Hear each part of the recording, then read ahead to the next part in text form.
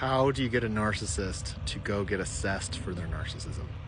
Well, it is possible. I think you can get narcissists to do this. There's a right way to do it. There's also a very, very wrong way to do it. Let's start with the wrong way.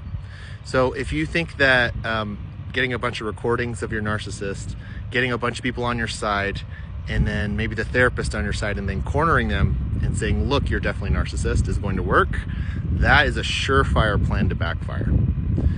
The only thing that works, from my experience, is showing people with love and doing it extremely gently.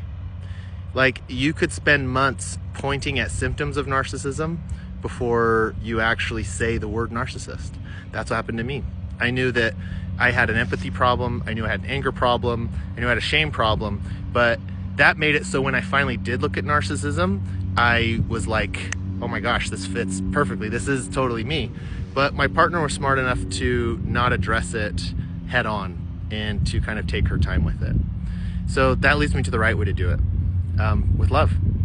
You know, inherent to narcissism is this belief deep down subconsciously that they are unlovable.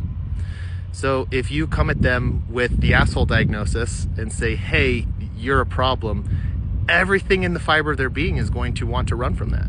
So what you actually end up doing when you do that wrong is that you inoculate them from the truth. You give them enough of it so that they come up with defenses to think of why that's not the case, and then they avoid it. And that's what happened to me. My ex called me a narcissist, and I looked at what it took to be a narcissist, and I was like, I only fit 5 of the 6. I'm not a narcissist. And I literally somehow, to this day, I don't know how I did it, but I tricked myself out of thinking, nope, not me. And so it pushed me off a whole year until I was able to really look at it in a later relationship. So that's the right way, that's the wrong way. The last thing I'll say is that ultimately you can't get someone to do anything. And you can't hope to control someone to make your life better. All you can do is take your life into your own hands and decide if you want to put up with somebody who is unwilling to get assessed, even when you address it with love.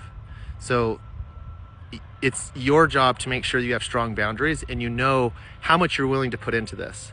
You know, it's not easy if you're going to take this long road of putting in love and being gentle and waiting a few months. You know, that takes a lot. And if you're not willing to do it, you need to know at what point you need to pull out, because it's just not worth your energy or time to be with someone who will not look at their own stuff. So good luck out there.